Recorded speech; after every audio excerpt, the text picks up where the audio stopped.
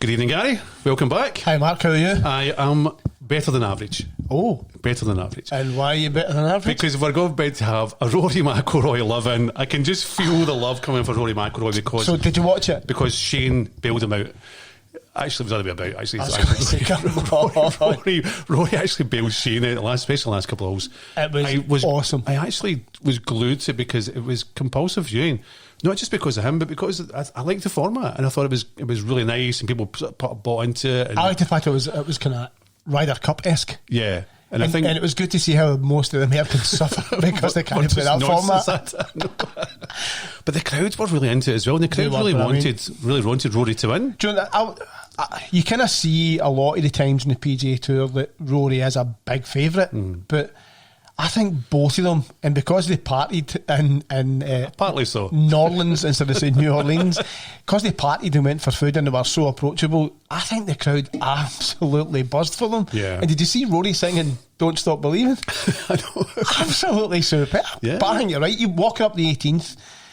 No, the second time. The first time, you could really feel they were desperate, and I suppose sycophantically. If you look at the second time, I can't remember the boy's name. It was sponsored by Wilson.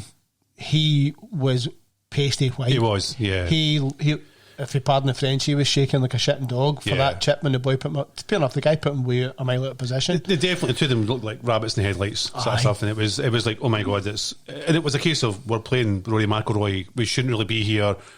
We thought we'd probably finish second and that would be good enough for us. That's a great point. Actually, I know what you've done. You've nailed it again, because we chatted about the same thing about Rory in the Masters, saying because of the pairing that he was out with, that he would definitely be playing Scotty Scheffler rather than playing Augusta. And I think they two guys did the same thing, playing Shane, Lowry and Rory, obviously. More Rory. I think Shane's that kind of unassuming guy who just gets on with it. And I think it was a case of, it's Rory McIlroy. Did you see them shaking hands when they were having something to eat? Yeah, and you know, it was lovely the way, but it was definitely. I think there was a touch of savvy there, because he went over, shook their hands, says play well, and immediately. I mean, I like NLP, obviously neuro-linguistic programming. I quite like that, your body language stuff, and try and study it. Rory shook his hand, says play well, big smile on his face, immediately gave him his back and did that wee bouncy walk towards the bridge, and I thought, he means that. And then he stood in the tee and ripped. See his two drives in the 18th. I know. Amazing. And he said on the second one in the playoff, it was a wee bit toey. I came off it a wee bit. And I was like, and the comment, even Shells was laughing, because when they played the 18th in a normal play, he launched it and they got I thought the on-course commentator was a wee bit, not biased, but he wasn't really supporting Rory and Shane. He was more American side of it. And he said, Rory's just 72 yards past him in the drive. And I burst out laughing, and I could see Shells looking at us, and she's like, what is it? I was like, 72 yards, it's a wedge. Yeah. He's a wedge past the guy. And you're like, and then Shane duffed. And was it the 8th hole or something they were talking about? I would say, because he 382 yards and he drove to the front of the green. And the guy said something to me, went, yeah, people don't normally play from there. That's the problem. And that was Shane's consistent comments all the way through the interviews. It was like, how's it been? It's just two Irish guys playing a game of golf. He says, but I'm in parts of golf courses with me, my caddy, I've never been before. I'm looking at yardages I've never actually played before. Because he says, I'm short in the drive, and then my second's like further on, and I'm like, where are we here? What are we looking at? What club's that? I don't have that club in my bag. It was brilliant, wasn't it? It was interesting to see that Rory was playing his ball as well. Apparently, they changed it. They changed it. So whoever was playing the second shot, that's the ball they played at the hole. Because you and I were chatting about it today. Obviously, when he hit his chip in the playoff and it just checked like mad. Yeah. When you look back, he was kind of looking at his caddy and saying, he was looking at this. That's quite good. Maybe I'll get a Strixon. I'll maybe get half a dozen. Maybe a wee sleeve of them for next week. You know. I know. And I said, and my mate was texting us. He says, "How do you think they feel that there's Irish flags and there's no many Northern Irish flags on there?" I was like, I don't think they care, because it's just like two Scottish boys playing golf, and they're two genuine mates. And I think Instagram was quite good. A couple of Golf Monthly put a cracker on, and it was Shane and Rory playing throughout the years. And my God, they've played. I didn't know how they've played golf for like 17 or 18 again on the amateur side. I know. That's incredible. I didn't realise, and probably the fact that Shane said a really hard paper round, I think probably that's what gives it away. They've played it a lot together. A lot, mate. Yeah. And he's never changed shape. No offence to you, Shane, because you're a hell of a golfer. You know what I did like as well? So on Instagram, I'm sorry, this is digressing for that tournament. They showed a picture of Scotty Scheffler in a bar after he got his green jacket. Mm-hmm. And there's like 7 people in the bar, and he's getting pictures took one at a time. And then they showed you a picture of Shane Lowry when he won the Open in Ireland. Yeah. And there's like 10,000 behind him in this green where he used to live, and there's like 20 guys, and Shane is a wee bit worse for wear. And the day after, he to send a letter into the army to say, you might need to repair the Clara jug. Because he dropped it because it was full of the sauce. Brilliant. And there's one with Darren Clark as well, when he'd won the Open. Oh. And they partied. Aye. And he said he went home the next day to see his boys, and his boys were like that. Have you been to bed, Dad? He's like, no. That was quite a teary one, because he was driving about, and was it an i8 he had at the time, the BMW? And he was talking about the speech he gave about his ex-wife. And that was really touching, actually, wasn't it? It was pretty sad. I like to, talking about that, I know it's a strange conversation to have. The touch that Woods in the Ryder Cup.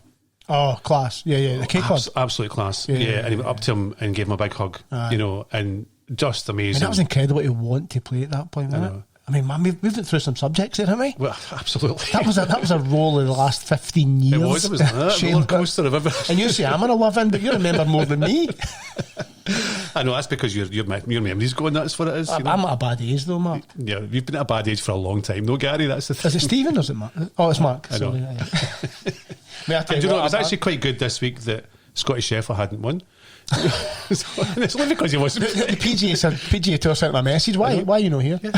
Scotty, what's that? You've not won this week. What's happened? And the winner is Scotty. Sorry, Rory. I know, it was pretty good. And did you watch some of the female golf as well? Not a lot. No.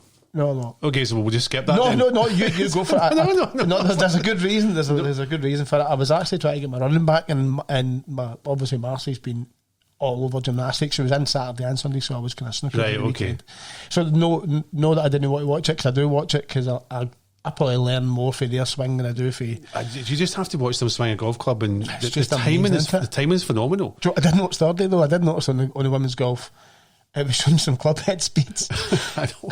Like 15 miles an hour, 20 miles an hour faster than me. I know. And you're like, that can't be right. There's also the guy, and obviously in that tournament there as well, and they were almost mocking him.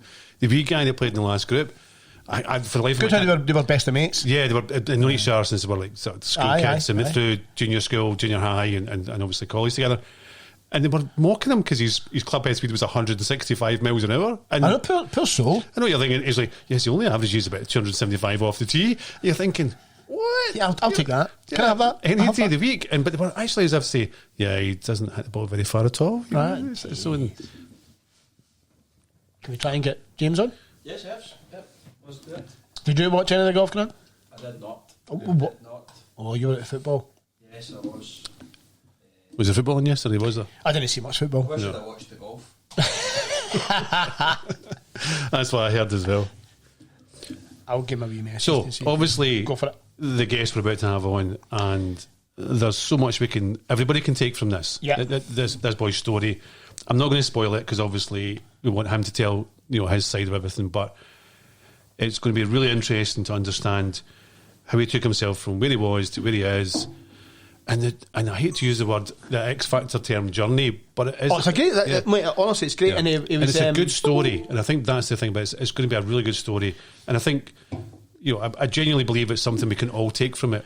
I think it's a great thing. I think kind of following James on Instagram, and then for a while, to be fair, stalking. No, not stalking. No, let Mike. No, let Mike will on for TrackMan. Definitely not. But I've been watching James with interest, because he used to put a few snippets on about trying to go and play, and then how he's trying to improve himself, and then where he was going to go. And like I said last week, when you look, obviously when we invited him on, and he graciously said, yeah, I looked back at some of the posts that I had liked on his Instagram post, and he was hitting the ball well anyway.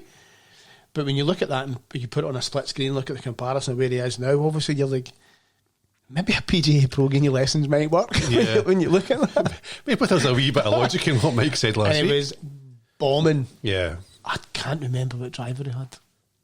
I want to say ping, but we can ask him when he comes on. Hi guys. Oh, hi James, how are you? mate. We can't see you on our screen yet, so we'll just try and get that. But how are you? Okay. How are you, mate?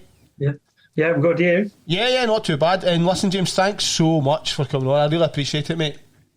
Not a problem. Not a problem. And while we've got we're looking, trying to get you on the screen, we'll just chat to you. Just imagine what James looks like. So I don't know if you heard, but we were kind of talking about you just 2 seconds ago. Did you hear that before? No, I didn't. No. So I was just saying, when I invited you on, I did a wee look back just to see where you were before you decided to become a PGA and before you decided to get yourself kind of where you are now. And I was looking at how I can see you now. So hi there, mate. So whether we look at, I was looking at your golf swing compared to then and compared to now, and I mean, fair play to you, big chap. But we're just saying it might be beneficial for people to go and get lessons, maybe. Yeah. So a lot of hard work. So what made you decide, James?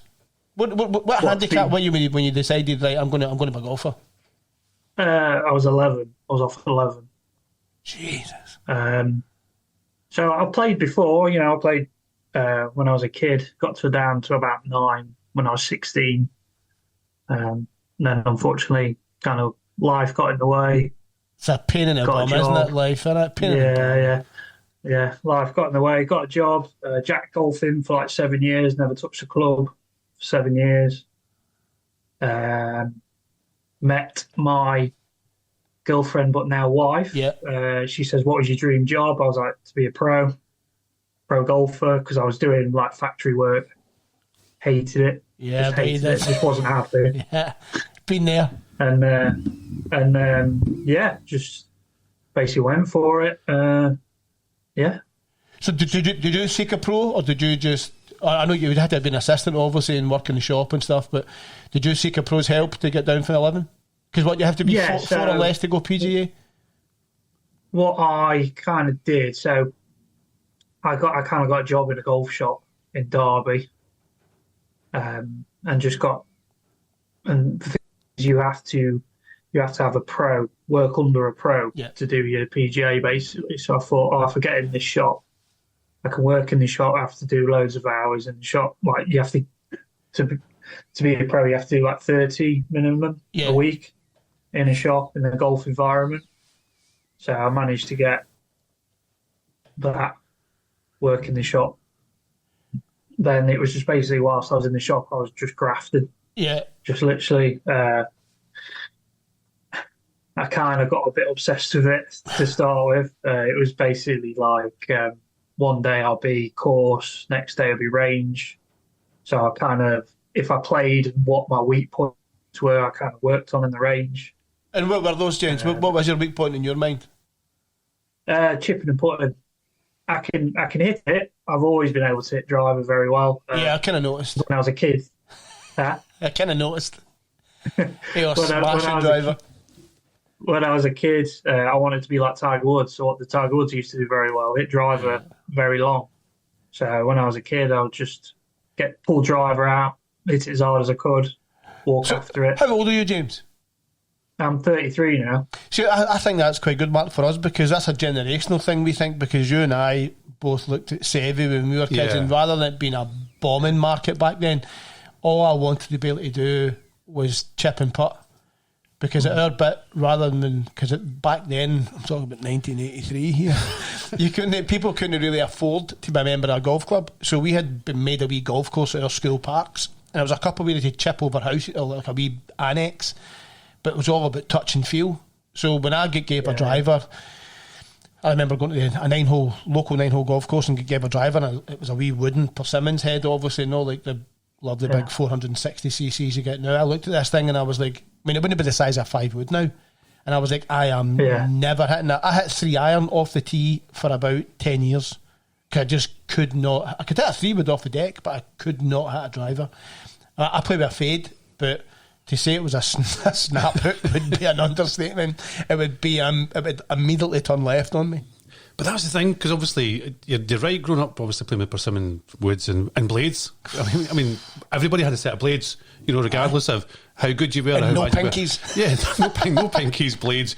And you just hit the ball and you thought, I'll go and find that. I find that. Yeah, it's in that general direction. I'll go and find it and then I'll hit my next shot towards. And as long as you were kind of in the general sort of vicinity of the green, I always felt, because obviously we both grew up watching the Seve, and me more so probably than you. Yeah. But I always felt I could chip and putt from anywhere. Like, regardless of where it was, I always felt I can get up and down.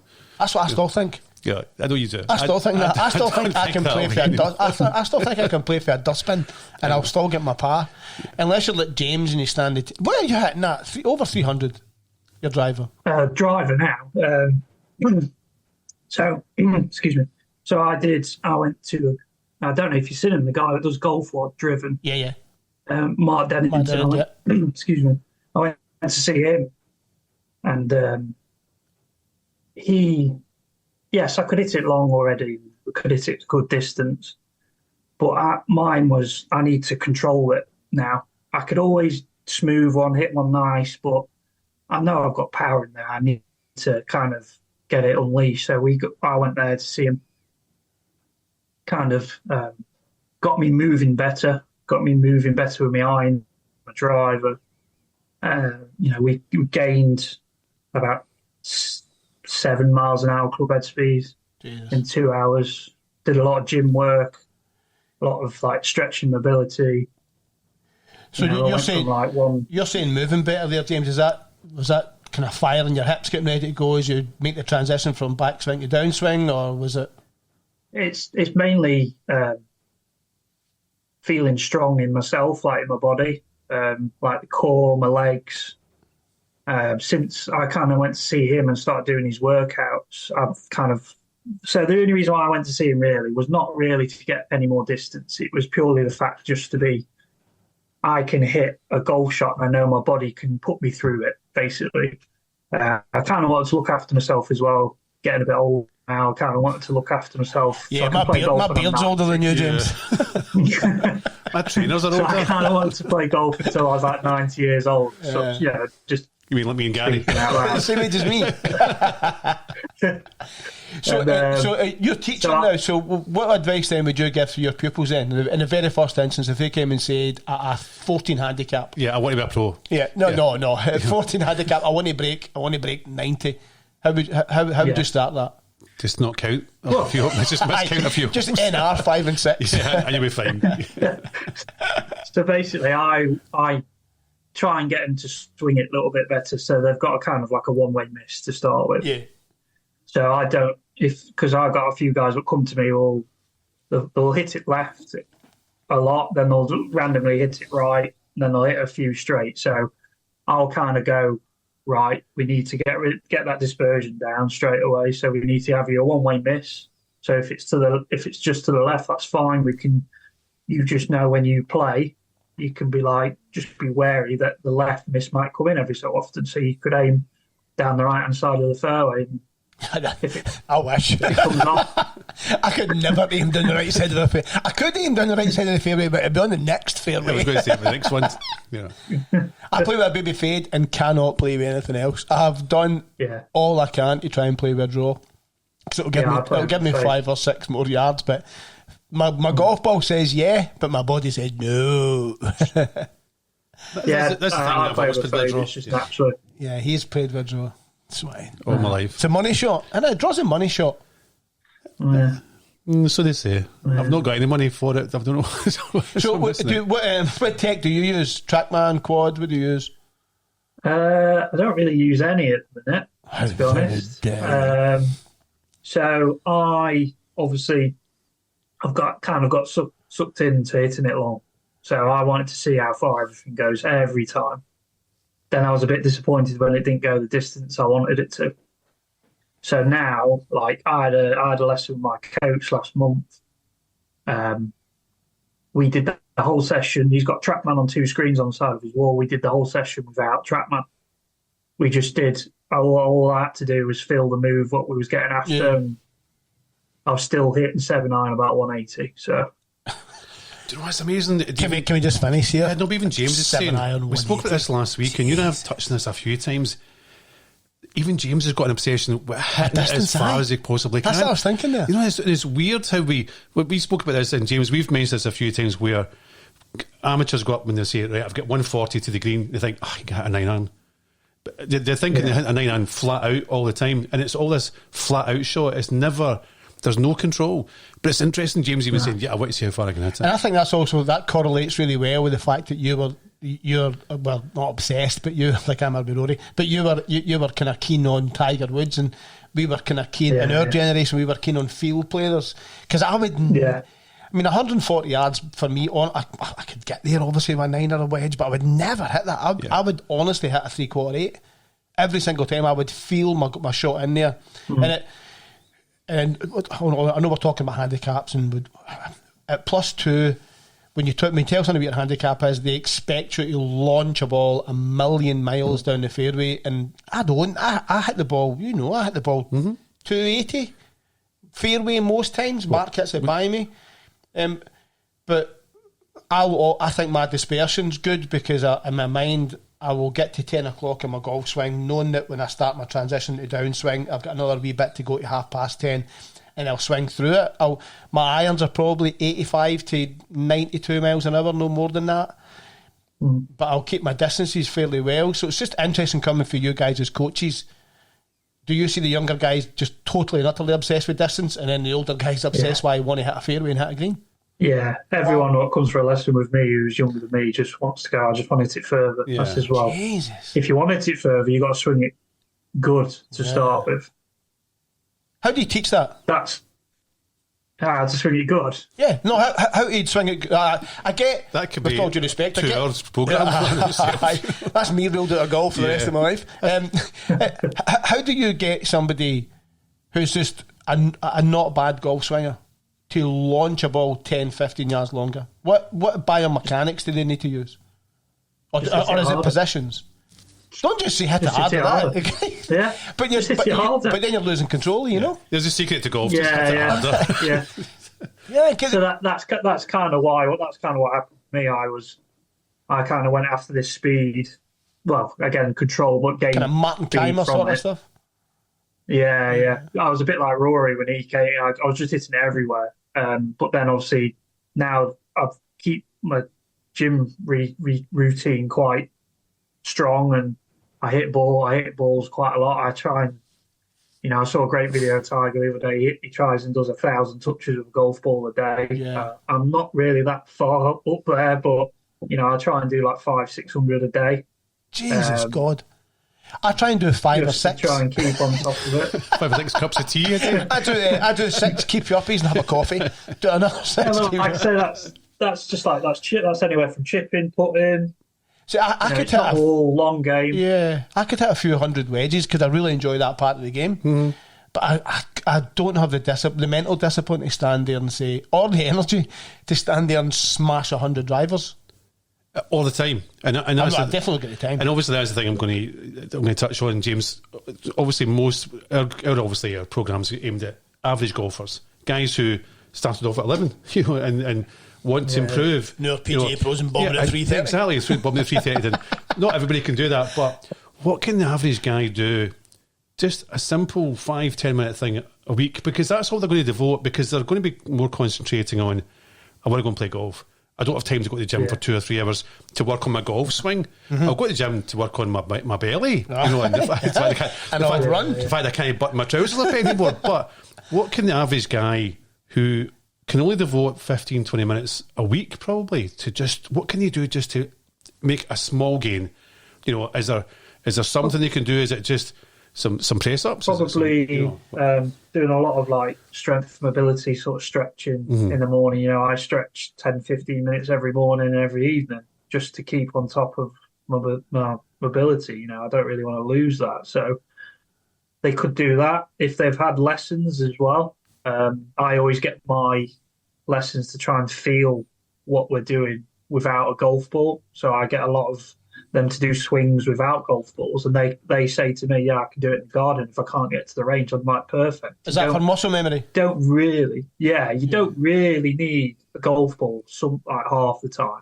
Yes, you need to see that ball flight, you need to see the ball. Yes, I do get that. But half the time you could, as long as you get the movement, you part way there. And I think the good thing about that is what James is saying is that without the problem of having that little white ball in front of you, you're not going to try and smash it. Your swing's going to be much smoother. Far better. Yeah, far better. It's like your second shot. You hit the first one out the park, Yeah. put an odd golf ball down for 3 off the tee, and you crush it in the middle. You of the take a fairway, practice isn't swing, it? you go, that's a good practice swing, and then you put the ball there, and it completely changes because it's just Again, that mentality. Isn't it? I've had loads of clients come who can do it without a golf ball.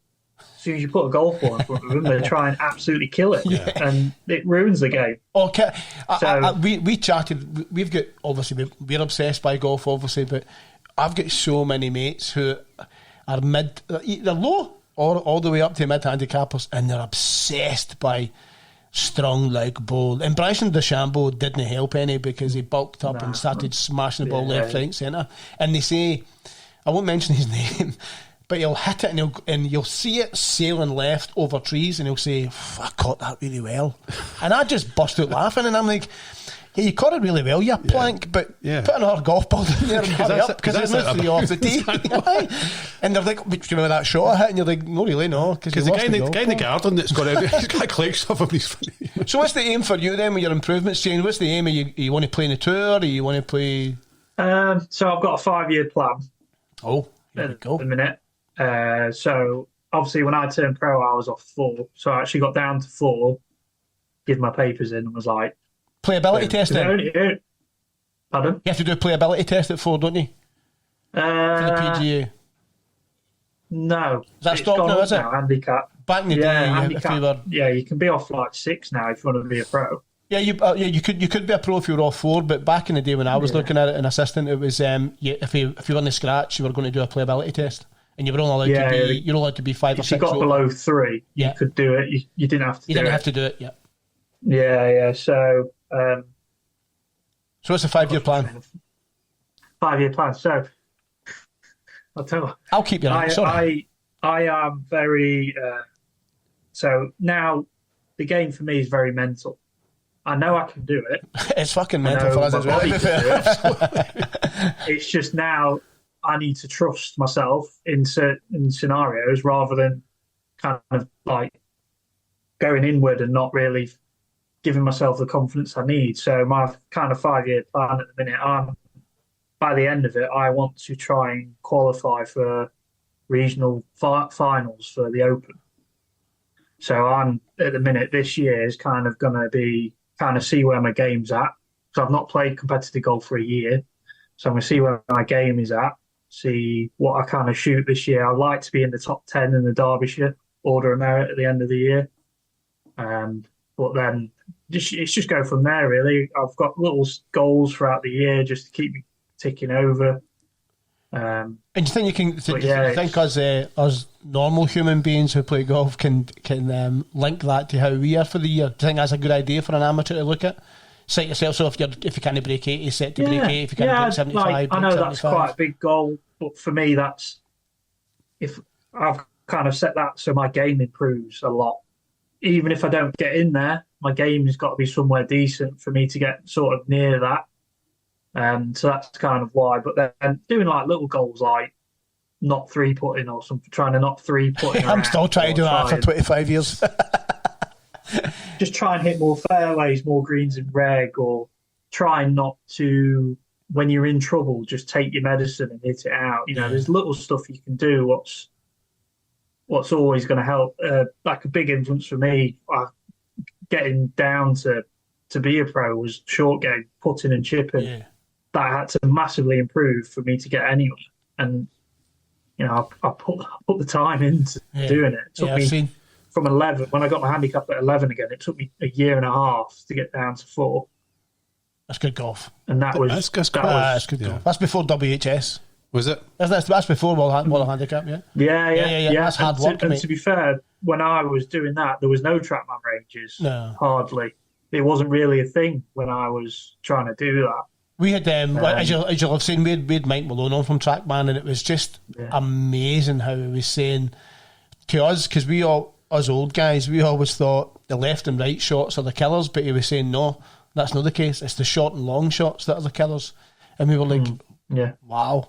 And you're kind of so what's long term then? What's a long term goal after you become top 5? We'll say in the Derbyshire area. What's the next goal after that? Try and play in a few bigger tournaments, a few clutch tournaments. Just try and I'm not trying to make it on tour. I'm just literally just give myself a goal so I can just see my game improve, because that's kind of like I did to get down to be a pro. I had quite a big goal, then just did everything I could to get there, and it got there in the end. So longer term then in golf, then, so when it becomes a point you're saying that you're just looking as in like a British qualifier, then are you looking to stay in golf longer as a manager? Are you going to diversify, or are you just going to stick at teaching? I'm really happy sticking as a coach. Yeah. I'm only in this because, one, I love the game of golf, and two, I like to help other people improve. I'm just so fixed on, because I love it that much. I just want other people to love it as much as I do. It's so and the only way you're going to love it is by swinging it really good and having the best games of your life. So, and knocking it 20 yards longer than they did.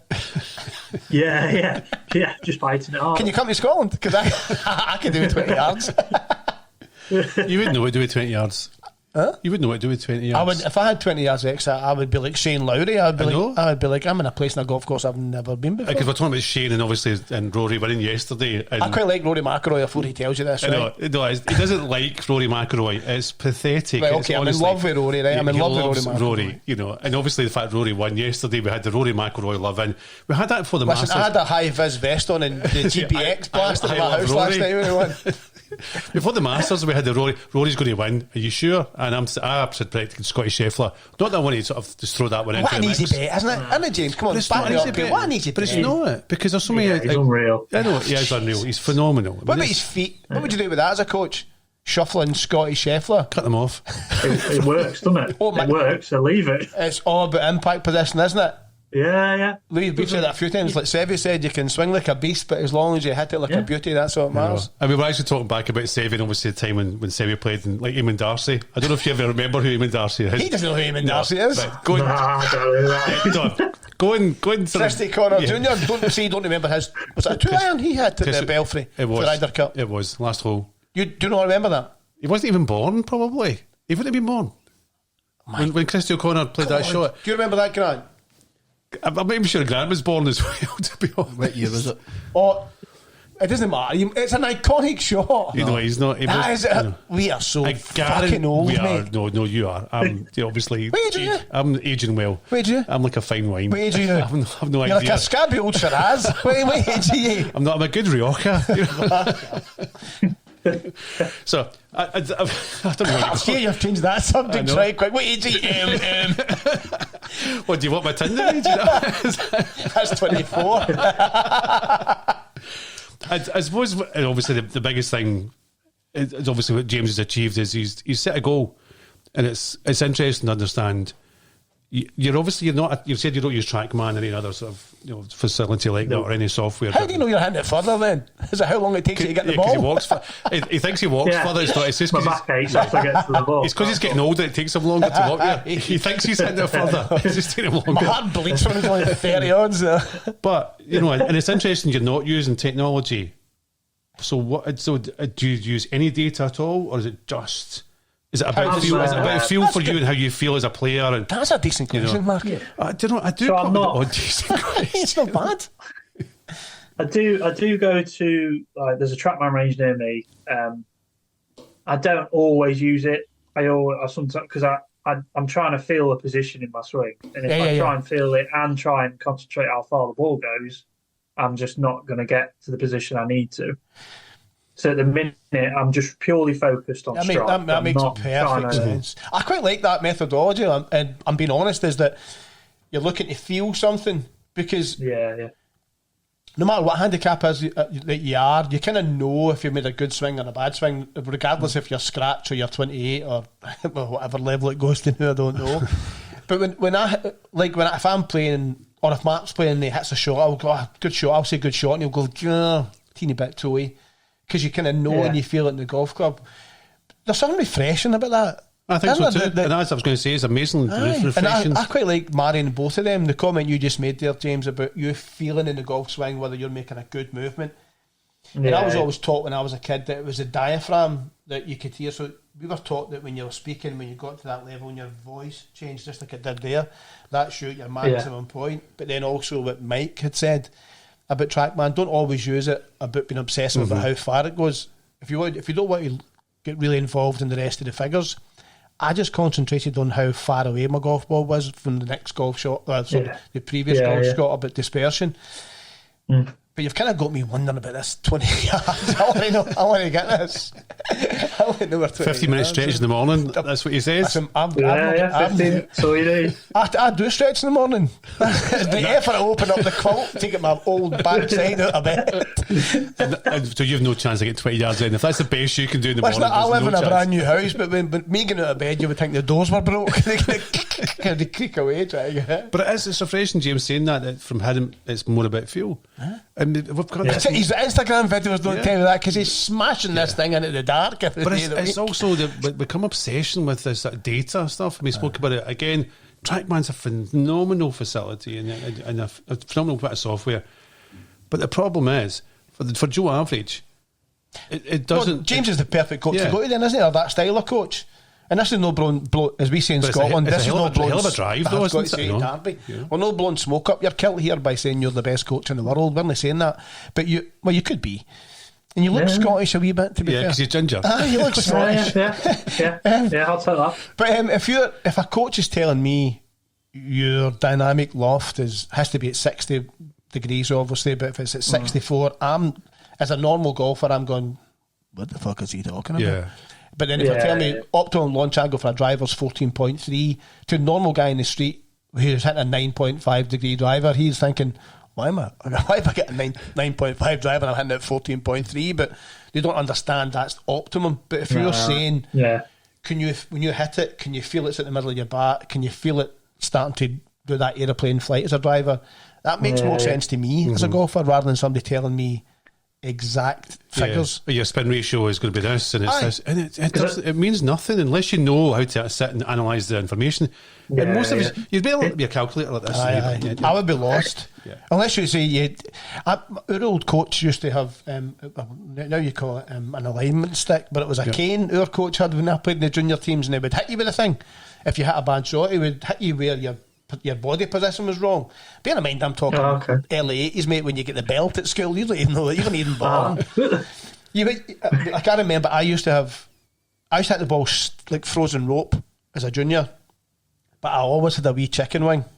And the amount of bruises I had on the outside of my arm with him, whoosh, every time I had a bad shot, bang. You'd be like, for fuck's sake. You know, you'd be like, if we don't tuck that. And then eventually what he did was he put a belt on that side there so it wouldn't move. It was the day before you would stuck a head cover in your Oxford, like you see, or tuck your t-shirt in like you see Justin Rose and stuff doing. But so your students are quite lucky, I think, to have a coach who thinks like that rather than just saying, no, I'm being deadly serious, rather than them just saying, okay, you've hit the ball, your carry distance was 240. Is that your way of saying, Gary, that you can put his prices up? Is that what it is? Well, anybody in the Derbyshire area, don't go to James Revill because you're up £7 a lesson now. It's just after speaking to Mark and Gary, my prices have gone up. After going live on the internet, we are now at £40. So I quite like that way of thinking, do you know what I mean? But it is old school. And it's old school. It's an old school. In a positive way, James. We're not saying you're turning it into fat. We're not saying we mean that as an absolute compliment. As an old school approach to things. But I know that you like that. Of course I know you like that. Because like you said, that feel thing, I think a ton of golfers would learn way more for that than standing at your local driving range that's got TrackMan or 8 other distance device and just smashing balls and high-fiving each other, or as the advert says now, high four. I hit that one 275, and you go, yeah, you did, but you also hit that fence over there, mate. And that guy that's running out his car that he smashed the window at. But the other guy will say, that was only a 4 But I've also got a wee alert on your thing saying that, what does that mean, Grant? It means that you're running out of time. How long have we got, those words Grant? say running out of time. No, but the last time we cut it short. You've got 10 10 minutes. minutes, yeah, James. You're fine, Plenty mate. of time. Stay with you. Chance for some coaching as well. Get the golf club out. You've got time to drive up. But that's it. It's like it's that obsession with distance. And don't get me wrong. And when I've been that way as well. And there's been times when I've sat and you think, right, it was 170 yards. Okay, can I hit a 7-iron? You said you can hit a 7-iron, 170 yards. So can I, but not every single time. I can tell you right now, I can't. I know, but that's the thing. 165. Yeah. But I shouldn't have to. That's. But I just got to say, when I play, I am not hitting everything full. Yeah, I never do. Other than my driver. Other than driver, because 3-wood. I like to take the paint off my 3-wood. And there's a thing for you as a coach. See my 3-wood, I simply cannot. I don't know if it's famous for everybody else or the same for everybody else. Are you looking for a freebie? Am I looking for a freebie? I swing 95% of my 3-wood, no matter. So I know say I'm to. So the 15th at Marhall is a cracker of a par 5, cracker. But if it's really windy, your second shot's probably a rescue, but the odd occasion I've had to hit 3-wood. And if it's no 250 carry with my 3-wood, if it's less, I can't hit it because I think I'm putting that right over the back of the green, or I'm going to get a bit wild and snatch at it, which will go left. Well, it won't go right, it'll go left, which is unlike me. Why is that? Why is that with 3-wood? 3 are so much easier to hit. And I can go at it. I couldn't go at an iron the way I got my 3-wood, and I certainly couldn't go. I can do the opposite. And I couldn't go with my driver. What I do with my 3-wood, I think my swing speed with my 3-wood is 5 to 7 miles an hour faster than my driver. Should try the mini driver. I bet you'd be lethal with the mini driver. I would love a pop at that. So feel free to send us one up. Feel free to send us one up just to review. Here's my address. I'll be having it first. You don't need it. Listen, in all seriousness, I've seen you bombing that driver up and down that driving range. But that's the scary thing as well. You made a really good point there, Gary, and obviously it's quite unusual for you to make a really good point. That's not what the feedback says. But you're talking about hitting your driver or your 3-wood 95%. I know for a fact that if I just bring my 3-wood back a wee bit to maybe 80-85%, I'll hit it every bit as good if I go and leather it. And probably the chances are it'll be absolutely bang straight. Aye. But the problem I've got is in there. Because it's like most average amateur golfers, in the air you're thinking, no, I need to hit this. And Mark's off 3, don't let him kid you on. Okay. He's but that's the thing, is you're still thinking to yourself, I need to leather the living daylights. I need to give this a good smack. But the difference is you don't need to give the See, my thing is that when I decelerate, or that's not true actually, when I try not to hit it at full, then my swing is awful. Is it? With a 3-wood, aye. But because I think but with my irons... I should make the assumption your swing's actually quite good with other clubs anyways. I've seen you swing a club, Gary. How unfair is that, James? How unfair is that? No, I'm only 5 shots better at the handicap. But who looks better? Yeah, your swing is better than mine. My swing is violence for the knees to golf. From you call it P1, don't you? At P1 down to ball strike, my swing is violence. It is. It's violence. I think it's absolute finesse in my head. I need to record you because you need to see this. Joe, I'll post a finesse video. Finesse is not a word I would ever have used in a sentence describing your golf swing. I took my daughter to the driving range. It was a while ago, but I was a bit more portly. It's okay. I'd slightly more here. And I do look slightly bit. I've not got a very good spine angle. I was slightly bent over the ball, but I was ripping it. And my daughter says, "Good shot, Daddy." Anyway, mate, so what is, if you only could pick one piece of advice to give a low, a mid and a high handicapper, and don't say smash it, what would it be for those 3 categories? And is it the same advice, or is it any advice? Yeah. What is the first piece of advice you would give to these 3 categories of golfer? Low guy first. The short game. Always concentrate on the short game. By all means, yes, if you can hit it long, it does help, but the short game is where it's won. For all of them. If you've got a 5, if you've got a 4-foot putt for to win a match and you miss it, or if you've got a 4-foot putt to shoot your best round and you miss it, it's just it's the simplest thing to practice. You can do it at home. You can do it in your garden. You can chip up and down the garden. It's when I teach juniors, I always go short game first, then work up, and then 6-week cycle, we'll do it again. short game first. It's the thing work most people up. neglect, isn't it? 100%. It's the biggest. We spoke about this as well, James. And you hit your putter. If you two putt every single green, that's 36 times you're touching your putter.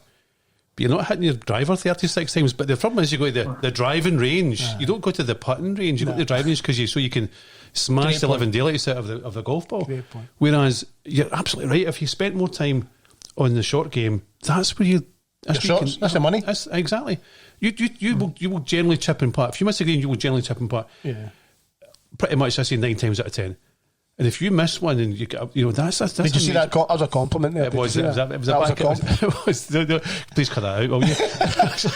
But that's the thing, and 100% right. That people spend more time just on the simple things rather than thinking, I need to hit this 330 yards, because they can't.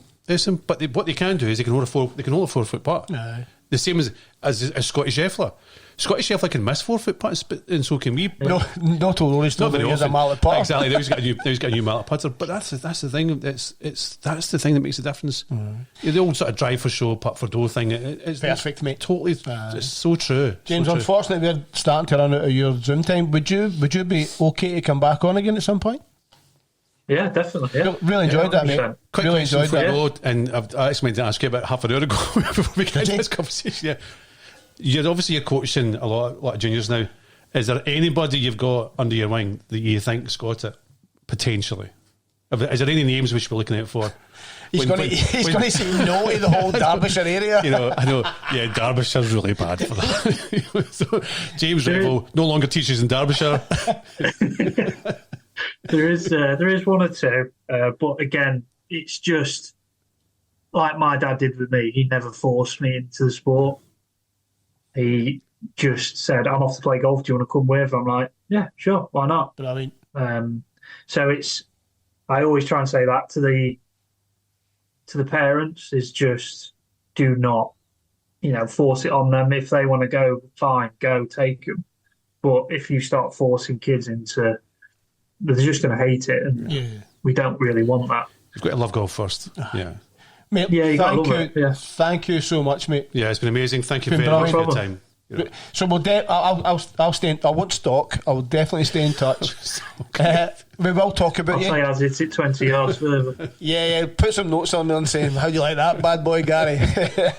Because I can't do that. But we'll definitely get back on if that's good for you. We'll get a wee update on where you're at, and then 100%. And see where you are with the Derbyshire tour as well. exactly Yeah, what I was absolutely. talking about. We'll obviously we'll put some links in there so we can obviously keep an eye on what James is and doing. it'd be good to come down and get a wee game. So if you play definitely. crap, we're going to tell everybody. That's golf, unfortunately. I know.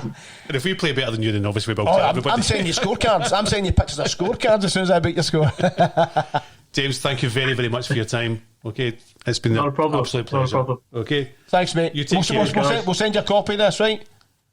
Yeah. You can show it to your mates and say, never go on that podcast. there were two Scottish guys. I never understood a word I they didn't said get to me. one word to that wee fat guy. No idea what the whole thing's all about. There were two wee G's, no idea what they said. Thanks so much, mate. Thank you. Take care. Cheers, guys. Take care, mate. See ya. Take care.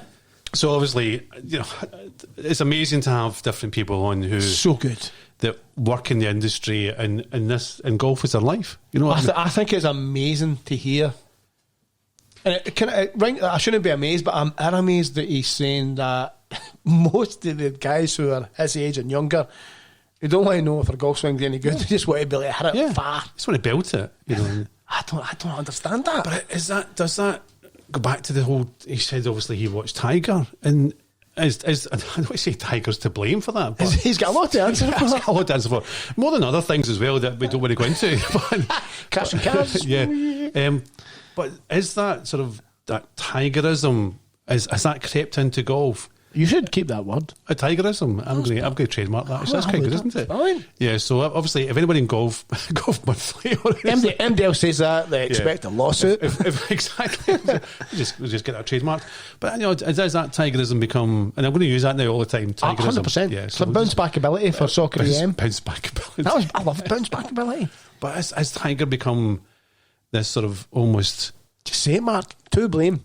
to blame for the way that I think it has. that people now view golf, and But Mike was talking about it last week, and obviously James, he bombs the ball 330 yards, and that's a country mile. But is that the mentality now where it's not about what, it doesn't matter what you shoot. What did you shoot today? I don't know. Aye. But I had it at 330 yards. But on the 7th, did you see my drive?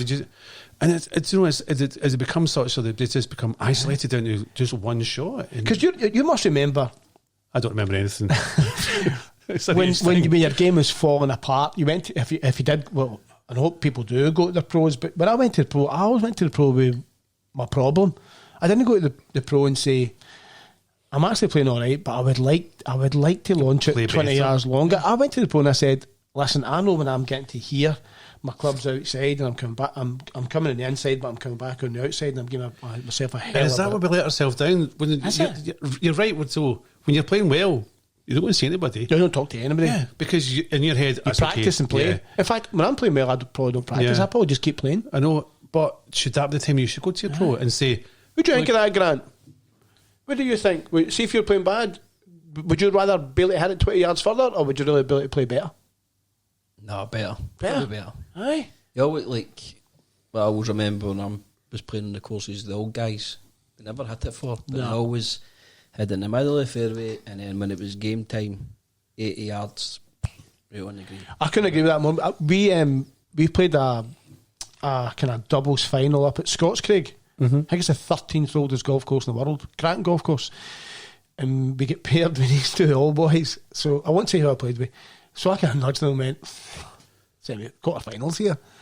Joe, the old boy, who knocking it, no more than 220 actually, 220 green, hole apart. And I'd stonked my driver, I had a wedge, and Scott Craig's almost linksy. Mm-hmm. Baking hot day, and I've hit my wedge, and as soon as it left the golf club, he said to me, "That'll no day, son." And I was like, I felt like saying, "Shut the..." But I watched it. That's a Pro V1, that's going to stop on the green. It bounced about 20 yards in the air and landed in a heather bush, and that ball's still probably there. Yeah. And instantly I said to myself, that old boy is just off a 6. He said his aim in life is that when he turns 75 is to beat his age. But that's a common thing for people that's at low. But was Sam Snead, what did he not do that when he was turned? Tiger's done it. Jack's done it. Tiger's not 70. I think she was 70. His body's maybe 70. I think Jack done it. Jack's done it, hasn't he? I think Sam Snead's done it as well. Did Palmer do it? I'm not sure. Possibly. I bet you Rory's done it. Well, for 6. Oh, for goodness sake. That'll stick in me. I'll think about that tonight. What, Rory? Not every night. That young guys or younger than that, 33-year-old, they turn up at a pro and just say, "I want to hit it further." Yeah. But it was quite embarrassing. We both mentioned Chris O'Connor Jr. and he had and him. He looked at me as if to say, "What year was it?" I think it was 87. Was 87? 18th in the Belfry. You don't remember that amazing shot to about 6 feet? And you're like, "That's like." If you've watched Ryder Cup, Grant, there's no way you've not seen. He's an old guy with grey hair. That could be anybody. And with a white t-shirt on in the Belfry. Yeah. The screen will look a bit hazy. HD will no work. And then he knocks over that 4K green. wasn't a thing back then. Aye. 4K was $4,000 in your pocket. Exactly. Wasn't it? I know. I genuinely don't understand that. What? All you want to do is hit it far. Because I would bet it's that Tiger I'll Woods beat him every time. I'll tell you what, I played with a guy, and he'll not mind me talking about him, and I'll let him know I've mentioned him. A hell of a golfer. Like I think he's +2 as well. A guy called Craig Bissett. Mm-hmm. When I went to Marhole, yeah, who's that? Aye, so he won the club championship. I won it. He won it. That's the kind of way it went. But again, I'll talk about the 15th at Marhole. So there's a tree, as there lots of them in Marhole, sits right at the bunker, and I'm saying only, but it's about 240, 250 carry. In fact, 260 carry. So I hit my drive for the back tee, which is a wee bit further. So my drive dips towards the tree and runs by it. Craig stands up and just launches it right on the tap of it. It's a par 5, so in those really bad days, there's bad days that's right at the very back tees. You're still hitting an iron if you get a good bit of run, but I'm saying I'm hitting 4 or 5 iron. Craigie boy's hitting it an 8 iron or a 9 or a wedge on a good day. But he's a big boy. He trains hard, does the weights, and he's a hell of a golfer. I don't think I've ever seen him hit that balls far, other than a guy in the telly.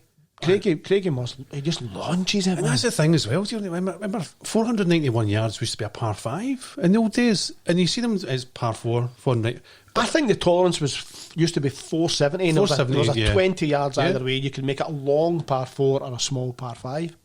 I mean, there was over 500 yards in a par 4. 11th at Augusta. What you taking on that? What? A bus? What yards is it? 500 yard par 4. You're gone. You'll be happy with a 6. You're double digits, isn't you? You're double bogey. That's the thing, and you see, I'm hitting 2 shots out my pants to get there, and missing. and I'm missing your pants. I was, do you know what I mean? That's I suppose that makes sense that the wee guys want to go and knock it miles. That's why they need to hit the ball 330 yards, because that way you're hitting the second shot 170 yards. Because golf courses are built for distance. So he's hitting a 7 iron 170 yards. So he's thinking drive 7 iron. Now, drive 7 iron and then another 7 iron and then maybe another 7 iron. So, and that's just. It goes back to last week. They do not play a game that amateur golfers are familiar with anymore. It. Not anymore. No. Years ago when you watched the sort of the older guys and you go back to the sort of 70s and 80s, and you and I can remember stuff like that, but the difference wasn't as big. No. Because Greg Norman was like a beast when he came on, because he could launch it. But he was launching at 285 yards, and that was enormous. And his swing speed was crazy. It was crazy. But there's a difference. So the difference between, say, Greg Norman at that level and a decent amateur wasn't that big. No. Nowadays, a decent amateur, if you were talking about sort of 270, 280, that's a decent drive. Rory's hitting the ball. He's carrying the ball. Was it last night? Was it 341 yards? He carried his drive. Gary, that's obscene, isn't it? That's a par 4. Aye. That's some holes in some courses are 340. And you see some of the par 3s are 240. Yeah, par 3. And he's got a 7 iron out or something. You're thinking, what's going on here? I mean, would be 2 drivers? No, it wouldn't be. I wouldn't hit the green. 240, you'd need to be hitting. The biggest rescue in the world, or a soft 3 wood. A soft 3 wood, yeah. And no control whatsoever. And try and feather it in. I couldn't put feather in that sentence. I would need to hit that with every bit of fat that I've got to get anywhere near that. That's 245. These boys are hitting irons. I would have zero accuracy. I would be hitting it thinking, I just want to pure this, and I'll just take it wherever it goes, as long as I'm hitting it straight. As long as I'm near the green. I might chip and putt. And I think that goes back to what you and I were chatting about as well, is that the golf courses like Harbour Town, that you have to plot your way to the golf course, is more enjoyable for us normal guys than them going to, I don't know, Bethpage Black. Yeah. Off the back tees, which is effing enormous. Yeah.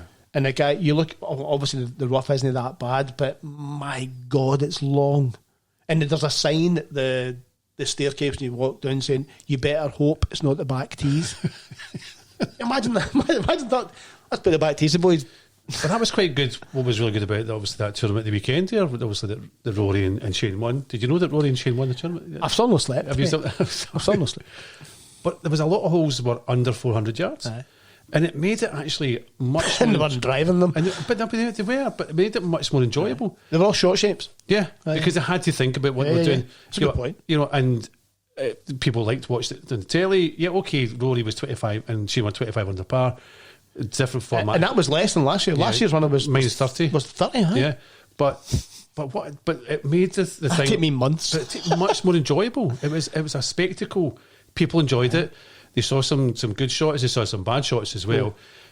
And there was water. So think the format promoted that? I think so. Where folk had to go for it and the water creeped in. Because obviously Shane Lowry belted a cup under but a lot of them put it in the water. How good's his hands, Shane Lowry? It all got to 17 and then his hands were like it was like a 25 handicap. It was like I'm not going to hit it in that water. No. But there you go. There's even Shane Lowry, as you say, phenomenal hands, and he. And in his head, he was gone. He was so nervous. He was like, I need to open just connect. Just open it slightly because I don't want to go. I don't want to go left.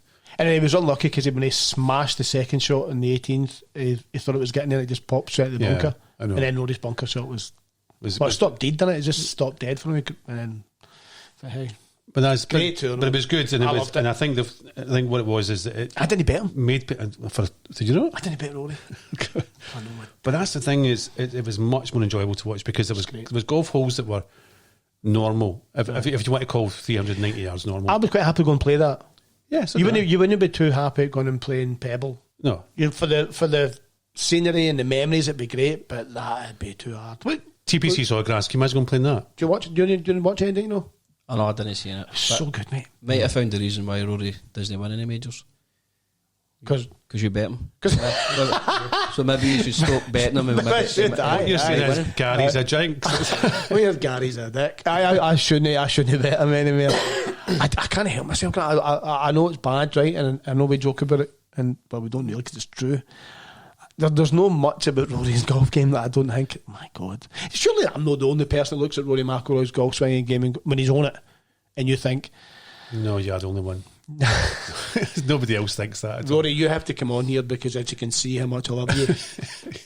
Mate, it's incredible. Can you imagine getting Rory on here? I'd be like, I couldn't speak. Rory, just speak to Gary. I couldn't. You're joking, and I would be lying back there. Would you? I'd be a rabid dog frothing at the A mouth. slobbering chat rabbit. Mate, in a previous life, obviously, I worked for his golf course twice, to be fair. And I've got a bit up the stairs. I've got a couple of photos there, actually. It's replicas of everything that he's won. And it's just immense. And then when he done Hollywood Up, they took away where the carts were put and they put his gym in with the exact same stuff that he uses in the States. So when it comes across, he can use the same stuff. And it's just an amazing place. And Ricky the Pro there, an amazing guy. He gave me a t-shirt, a hat, all with Hollywood and all that one stuff. And Is that a bit like that back room you've got in the house with the homage to Rory? You go in, it's just all I Rory told you stuff. that you mentioned that online. Well, Shell said you need to get rid. You need to stop. He said even when he was a kid, when we were talking about 12 and 13 years old, they'd say to him, well, how good are your golf are you going to be? And he did say, I'm going to be the best golfer in the world. Yeah. And you're like, So when's that going to happen? for me, maybe my third, fourth, maybe fifth life, maybe.